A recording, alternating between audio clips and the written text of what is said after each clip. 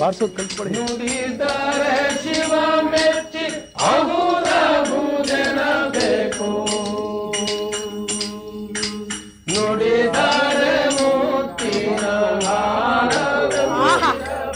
ಎಷ್ಟು ಚೆನ್ನಾಗಿ ಚಿಟ್ಕಿ ಬಾರಿಸ್ತಾ ಇದೆಯೋ ಮಗನೆ.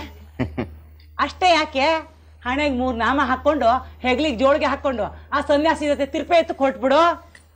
ಥೂ ಮಂಗ್ ಸಾಮ್ರಾಣಿ. ಅಲ್ಲಿನ ಹೆಂಡತಿ ಊರ್ನವ್ರನ್ನೆಲ್ಲ ಕರ್ಕೊಂಬಂದು ಪಂಚಾಯತ್ಗೆ ಮಾಡ್ತಾ ಕೂತಿದ್ದಾಳೆ, ನೀನ್ ಇಲ್ಲಿ ಮುತ್ತಿನ ಹಾರದಂತಿರ್ಬೇಕು ಅಂತ ಭಜನೆ ಮಾಡ್ತಾ ಕೂತಿದ್ಯಾ. ನೋಡು, ನೀನೇನಾದ್ರು ನನ್ನ ಮಗನಾಗಿದ್ರೆ ಆ ಮೇಷ್ಟ್ರಿಗೆ ತದಕ್ಕೆ ನಿನ್ ಹೆಂಡತಿ ಹೊಲ್ಲು ಉದುರಿಸಿ ತಾಳಿ ಕಿತ್ಕೊಂಡ್ಬರೋಗು. ಗಂಗವ್ರೆ, ಶಾನ್ ಬೋಗ್ರು ಎಷ್ಟು ಚೆನ್ನಾಗಿ ಚಿಟಿಕೆ ಬಾರಿಸ್ತಾ ಪದ ಹಾಡ್ತಾ ಅವ್ರೆ. ಪದ ಮುಗಿಯೋ ಗಂಟ ಚಿಟಿಕೆ ಕೆಳಗಿಡಬಾರ್ದು, ಇಟ್ರೆ ದ್ಯಾವ್ರ ಕೋಪ ಬರ್ತದೆ. ನೀವು ಬಾರಿಸಿ ಶಾನ್ ಬೋಗ್ರೆ. ಐನೋರು ಹೇಳೋದು ಸರಿ ಕಣಮ್ಮ. ಥೂ ನಿನ್ನ, ನನಗಿಂತ ನಿನಗೆ ಈ ಸನ್ಯಾಸಿ ಮಾತೆ ಜಾಸ್ತಿ ಆಯ್ತೇನೋ ಮಗನೇ. ನೀವು ಬಾರಿಸಿ ಶಾನ್ ಬೋಗ್ರೆ.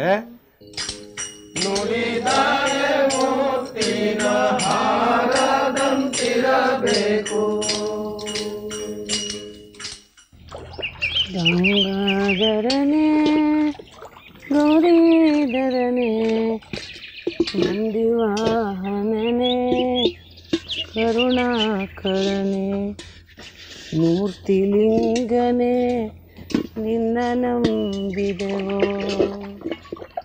ಮೂರ್ತಿಲಿಂಗನೇ ನಿನ್ನ ನಂಬಿದೆವೋ. ವಾ ನಂಜವಾರ, ನೀವು ಊರಿಗೆ ಬಂದಿವ್ರಿ ಅಂತ ಚೆನ್ನಮ್ಮ ಈಗಟ್ಟ ಹೇಳ್ತಾ ಇದ್ಲು, ಅಟ್ರಾಗಿ ನೀವೇ ಪ್ರತ್ಯಕ್ಷ ಆಗ್ಬಿಟ್ರಿ. ನಿನ್ನ ಹತ್ರ ಒಂದು ಜರೂರ್ ಮಾತಾಡ್ಬೇಕಿತ್ತು ಸರ್ವಕ್ಕ. ಮನೆ ಹತ್ರ ಹೋಗಿದ್ದೆ, ಅವ್ವ ಕೊಳದ ಹತ್ರ ಹೋಗಿದ್ದಾಳೆ ಅಂತ ಹೇಳಿದ್ರು ರುದ್ರಾಣಿ, ಅದಕ್ಕೆ ಇಲ್ಲಿಗೆ ಬಂದೆ. ಏನಂತ ಜರೂರ್ ಮಾತು ಹೇಳ್ತೀನಿ, ಆದರೆ ಗುಟ್ಟಾಗಿರ್ಬೇಕು. ನಿಮ್ಮ ಮನೆಯವರು ಕೇಸ್ ನಡೆಸ್ತೀನಿ ಅಂತ ನಮ್ಮ ಮನೆಯವ್ರನ್ನ ಕೋರ್ಟಿಗೆ ಕರ್ಕೊಂಡು ಹೋದ್ರಂತಲ್ಲ, ಆ ಕೇಸು ನಿಜವಾಗ್ಲೂ ಗೆಲ್ಲುತ್ತಾ? ನಿಜವಾರೇ, ಕೋರ್ಟು ಗೀಟು ಎಲ್ಲ ಗಂಡಸ್ ವಿಚಾರ, ನಮಗೇನು ಅರ್ಥ ಆಯ್ತೈತೆ ಬುಡಿ ಆ ಮಾತ. ಕೋರ್ಟ್ ವಿಷಯ ಗೊತ್ತಿಲ್ಲದಿರ್ಬೋದು, ಆದರೆ ಕೇಸ್ ಸೋಲುತ್ತಾ ಗೆಲ್ಲುತ್ತಾ ಹೇಳಿರ್ಬೇಕಲ್ವಾ? ಇಲ್ಲ ಕಣ್ರವ್ವ, ಅವ್ರು ನನ್ನ ಕೊಟ್ಟ ಏನೂ ಹೇಳಕ್ಕಿಲ್ಲ.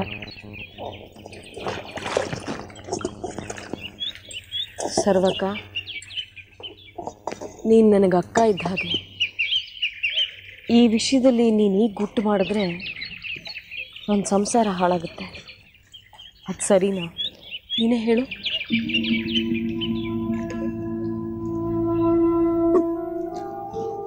ಈ ಗಂಗಾ ಮಾತೆ ಆಣೆಯಾಗಿ ನಾನು ಯಾರ ಹತ್ರನೂ ಹೇಳಲ್ಲ.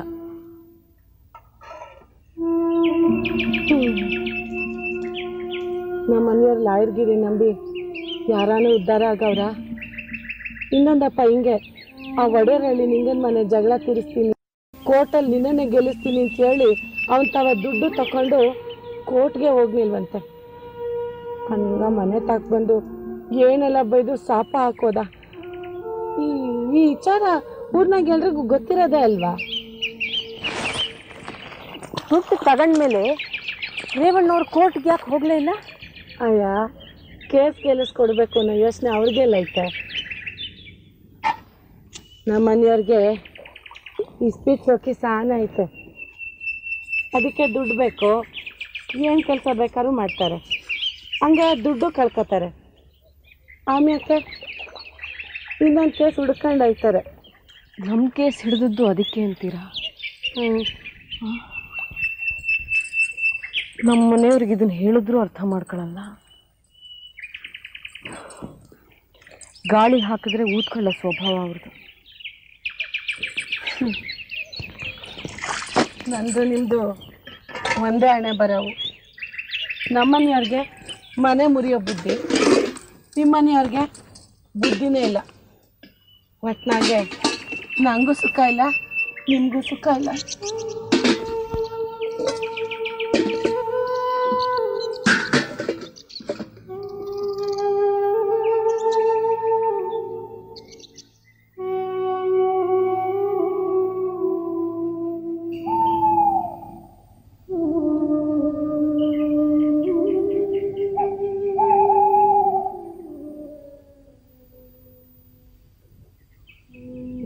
ಸಾವ್ಕಾರ ಸಾವ್ಕಾರ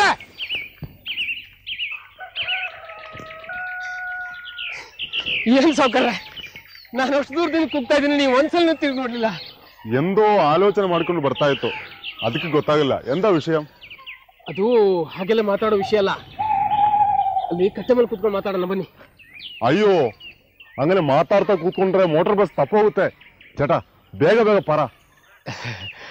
ಅದು ಇನ್ನೊಂದು ಸ್ವಲ್ಪ ದುಡ್ಡು ಬೇಕಾಗಿತ್ತು. ಆಗಲೇ 5 ರೂಪಾಯಿ ಕಮಿಷನ್ ಕೊಡ್ತಿಲ್ಲ, ಇನ್ನೂ ಇಲ್ಲ. ಅದು ಕಮಿಷನ್ ಅಲ್ಲ, ಮತ್ತೇನು ಅಡ ಇಡಕ್ ತಂದಿದ್ದೀನಿ. ಓ ಸರಿ, ನಾಳೆ ಧರ್ಮನ ಮನೆಗೆ ನಾನು ಬರ, ಅಲ್ಲಿಗೆ ತಗೊಂಡ್ ಬಾ. ಇಲ್ಲ ಇಲ್ಲ, ಅದು ಊರವ್ರಿಗೆ ಗೊತ್ತಾಗ್ಕೂಡ್ದು ಸಾವ್ಕಾರ್ರೆ.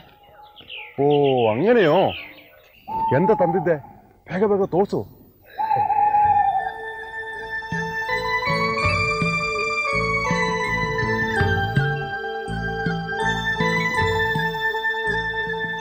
ಸರ, ಕಾಸಿನ ಸರ.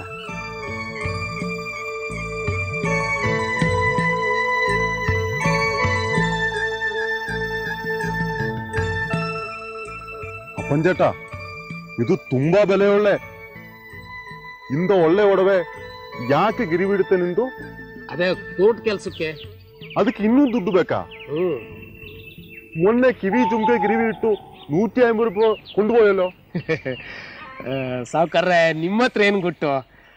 ನಿಜ ಹೇಳ್ತೀನಿ, ನನ್ನ ಹೆಂಡತಿ ಬೇರೆ ಮನೆ ಮಾಡಿ ಅಂತ ಹೇಳ್ತಾನೆ ಇರ್ತಾಳೆ. ಅದಕ್ಕೆ ಕಡೂರಲ್ಲಿ ಒಂದು ಬೇರೆ ಮನೆ ಮಾಡೋಣ ಅಂತ ಓಡಾಡ್ತಿದ್ದೀನಿ. ಅದಕ್ಕೆ ಸ್ವಲ್ಪ ಜಾಸ್ತಿ ದುಡ್ಡು ಬೇಕಾಗಿತ್ತು. 1,000 ರೂಪಾಯಿ ಕೊಟ್ರೆ ನಮ್ಮ ಸಂಸಾರ ಉಳಿಸ್ದಂಗೆ ಆಗುತ್ತೆ. 1,000 ರೂಪಾಯಿ? ಆಗೋದಿಲ್ಲ 500 ರೂಪಾಯಿ 600 ರೂಪಾಯಿ ಕೊಡ್ತೀನಿ. ಓಹ್, ಮೋಟರ್ ಬಸ್ ಬಂದು, ನಾಳೆ ಬಾ.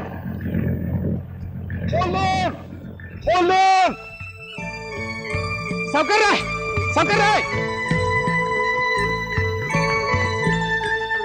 ಈ ಸರದ ವಿಷಯ ನಮ್ಮಲ್ಲಿ ಯಾರಿಗೂ ಗೊತ್ತಾಗ್ಕೊಡ್ದು. ಆಯ್ತಾಯ್ತು. ಚೆನ್ನಗ್ನಿಗೂ ಗೊತ್ತಾಗ್ಬಾರ್ದು, ಅಮ್ಮಂಗೂ ಗೊತ್ತಾಗ್ಬಾರ್ದು. ಆಯ್ತಾಯ್ತು.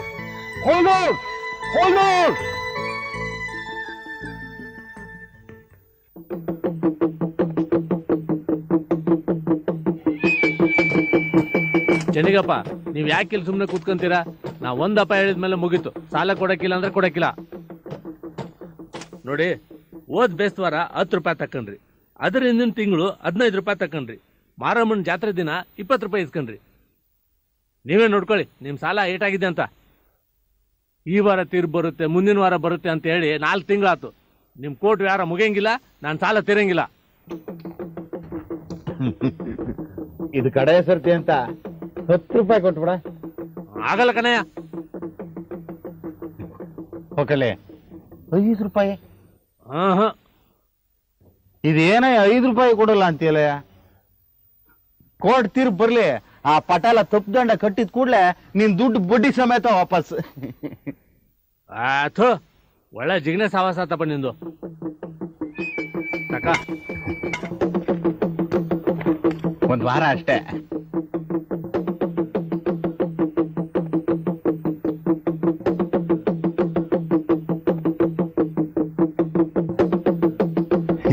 ನಾನು ನಿನ್ನ ಹತ್ರ ಸಾಲ ತಗೊಂಡೆ ಅಂತ ಅಪ್ಪನಿಗೆ ಹೇಳ್ಬಿಡ್ಬೇಡ ಮತ್ತೆ.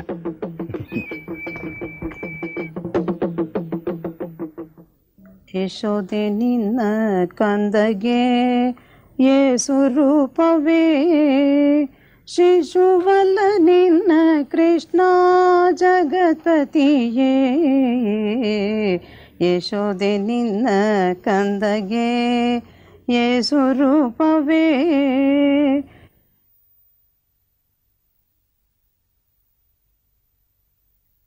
ಸೀತಾಲಕ್ಷ್ಮಿ, ಬನ್ನಿ ಗಂಗಮ್ಮ.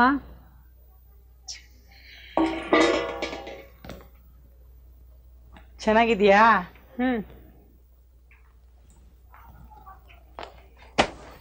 ಕೂತ್ಕೊ ಬನ್ನಿ. ಸ್ವಲ್ಪ ದುಡ್ಡು ಬೇಕು ಅಂತಿದ್ದಲ್ಲ, ಕೊಡ್ತೀಯಾ? ಕೂತ್ಕೊಳ್ಳಿ, ಕೊಡ್ತೀನಿ.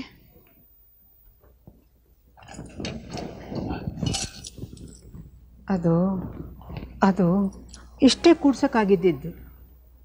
ಇದೇನೇ ಇದು ತಿರ್ಪಿಯವ್ರಿಗೆ ಕೂಡ ಚಿಲ್ಲರೆ ಕಾಸು ಕೊಡ್ತಾ ಇದ್ದೀ? ಬ್ರಾಹ್ಮಣ ದುಡ್ಡು ಬಂದಿರ್ಬೇಕಲ್ಲ, ಒಂದು 5-10 ತಗೊಂಬ.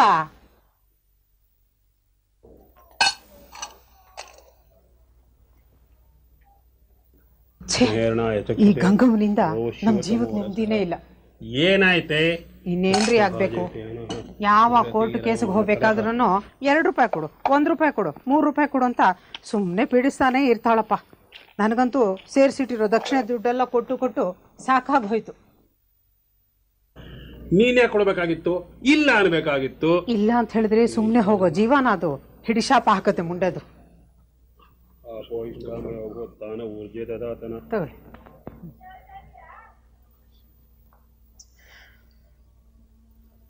ಇದೇನೇ ಇದು ಗಮ್ ಅಂತಿದೆ? ಒಗ್ಗರಣೆ ಬಟ್ಲಲ್ಲಿ ಇಟ್ಟಿದ್ಯಾ? ಹಿಂಗೇನು ವಾಸನೆ ಒಳ್ಳೆ ಚೆನ್ನಾಗಿದೆ. ನಾ ಬರ್ತೀನಿ. ಛೇ, ದರಿದ್ರ ಪೀಡೆ ಇವಳು ಕೋರ್ಟ್ನಲ್ಲಿ ಇವಳು ಕೇಸು ನೆಗದ್ ಬಿದ್ದು ಹೋಗ್ಲಿ.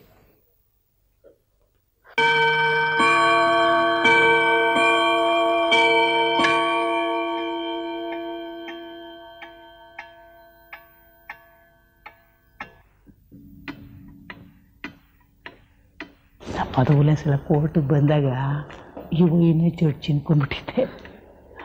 ಅವನ ಬಿಳಿ ಕೋಟು, ಆ ಕೆಂಪಟ್ಟಿ, ಆ ಪೇಟ ಎಲ್ಲ ಏನು ಚರ್ಪಾಗಿರುತ್ತಲ್ವಾ? ಗಂಗವಾರೆ, ಅಲ್ಲಿ ಏನು ನೋಡ್ತೀರಿ? ಹೊಸಿ ಹತ್ಲಾಗಿ ನೋಡಿ. ಪಟೇಲಿಂಗೆ ತನ್ನ ಕೇಸ್ ಸೋಲುತ್ತೆ ಅಂತ ಗೊತ್ತಾಗೋಗೈತೆ.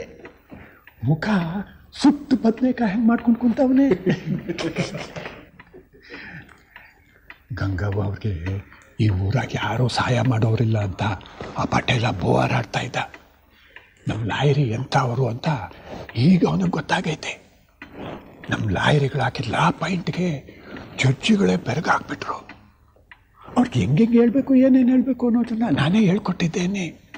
ಅದಕ್ಕೇನೆ ಆ ಪಟೇಲ ಹಂಗೆ ಕಣ್ ಬಿಟ್ಕೊಂಡು ನೋಡ್ತಾ ಅವನಿ.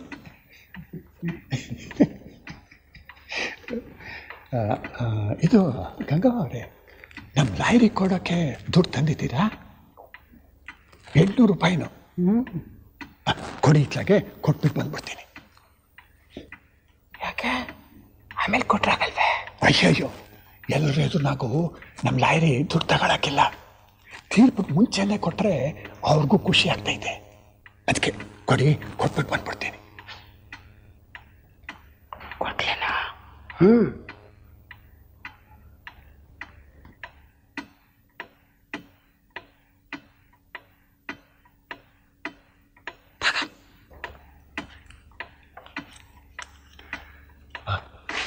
ಕುಂತೀರಿ, ಹೊಸಿ ಕೊಟ್ಟು ಬಂದ್ಬಿಡ್ತೀನಿ. ಕೇಸ್ ಮುಖ್ಯವ್ರಿಗೆ ಕಾದಿದ್ರೆ ಒಂದು ಗಂಟೆನ ಹೋಗ್ತಿದ್ದಿತ್ತು.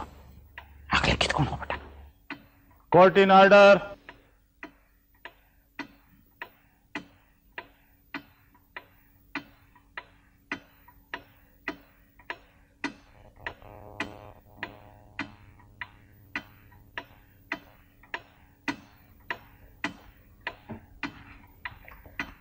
ಮೊಕದ್ದಮೆ ನಂಬರ್ 187/56 ರಾಮಚಂದ್ರದ ಚೆನ್ನೈಗರ ಪಟೇಲ್ ಶಿವೇಗೌಡ.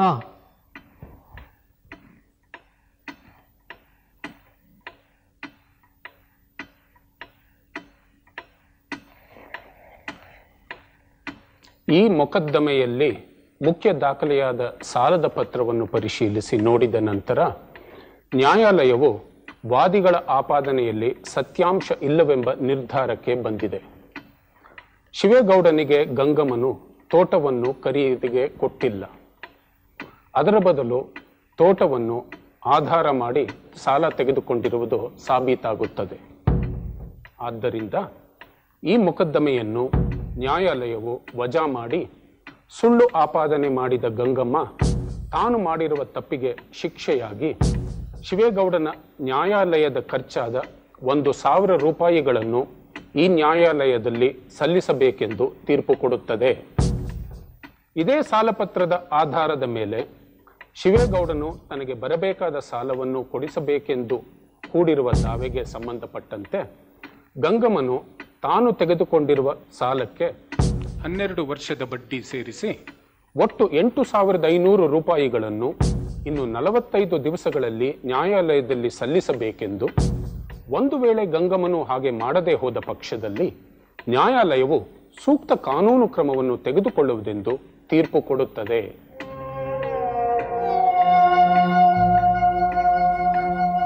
ಏನು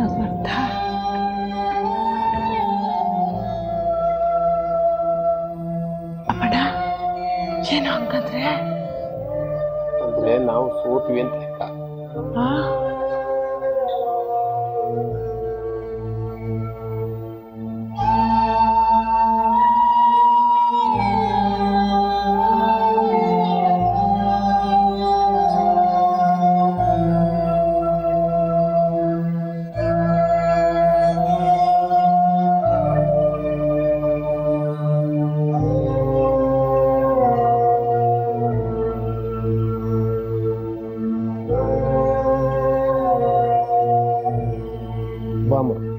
ಹೋಗೋಣ.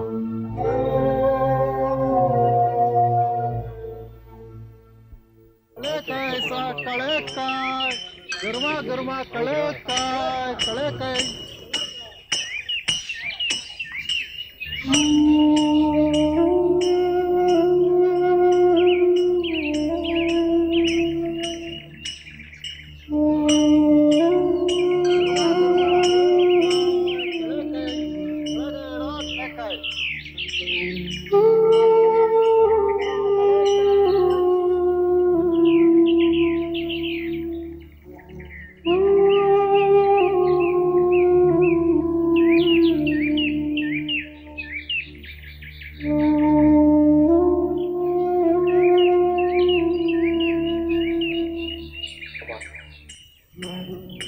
ಅಮ್ಮ ಚೈನಾ ಮಿಠಾಯಿ ಸ್ವಾಮಿ, ಚೈನಾ ಮಿಠಾಯಿ ತಗೊಳ್ಳಿ ಸ್ವಾಮಿ. ಬೇಡಪ್ಪ. 3 ಕಾಸು ಸ್ವಾಮಿ. ಯಾ ಬೇಡ ಹೋಗಯ್ಯ.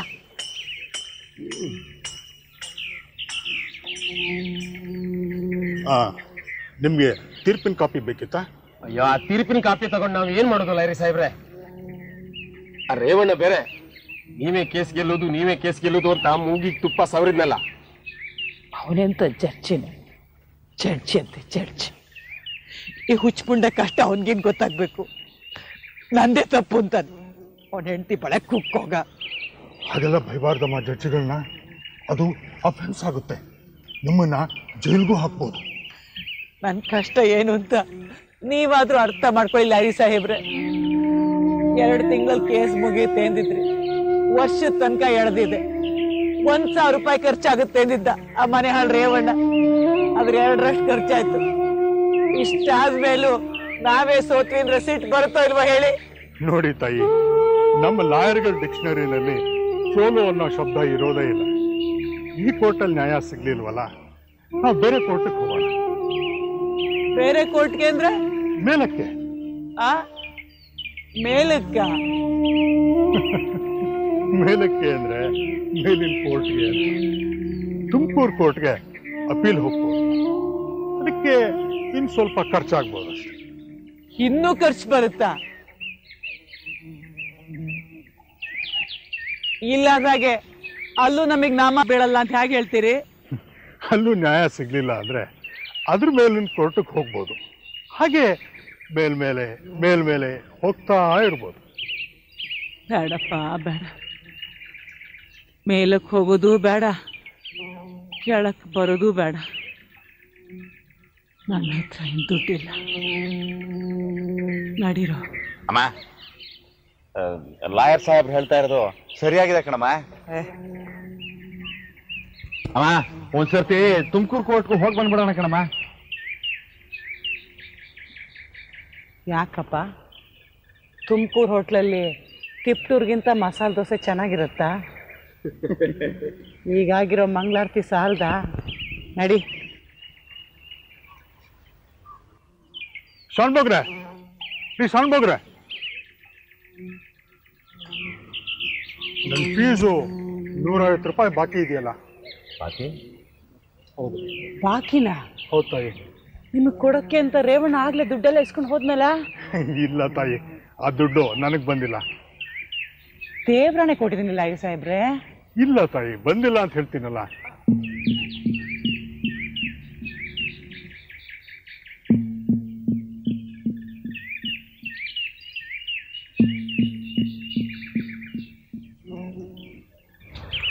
ಕೊಡ, 100 ರೂಪಾಯಿ ಇದೆ, ಅಷ್ಟು ಸಾಕು. ಬನ್ನಿ. ಚೈನಾ ಮಿಠಾಯಿ ಸ್ವಾಮಿ, ಚೈನಾ ಮಿಠಾಯಿ ಸ್ವಾಮಿ, ಚೈನಾ ಮಿಠಾಯಿ ಸ್ವಾಮಿ, 3 ಕಾಸು ಸ್ವಾಮಿ. ಬೇಡಪ್ಪ. ಚೈನಾ ಮಿಠಾಯಿ ಸ್ವಾಮಿ, ಚೈನಾ ಮಿಠಾಯಿ ಸ್ವಾಮಿ. ಒಡಲ ತುಂಬ ಬವಣೆ ಕೆಂಡ ಮಡಿಲು ಕುದಿವ ಕಡಲು,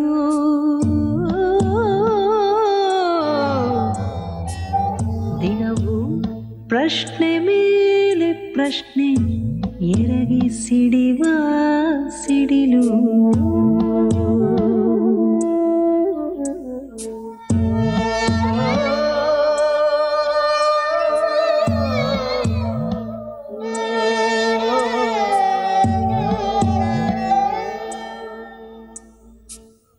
ಎಲ್ಲ ಸಹಿಸಿ ಮುಂದೆ ಪಯಣ, ಬದುಕೆ ವಿಸ್ಮಯ ರಂಗ.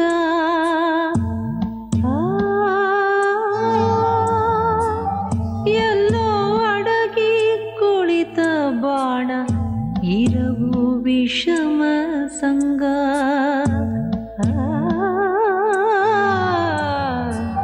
ಹೃದಯ ಗೃಹವೇ ಬಿರಿದು ಭಂಗ, ಬಾಳು ಅಳಲ ಬಳಗ.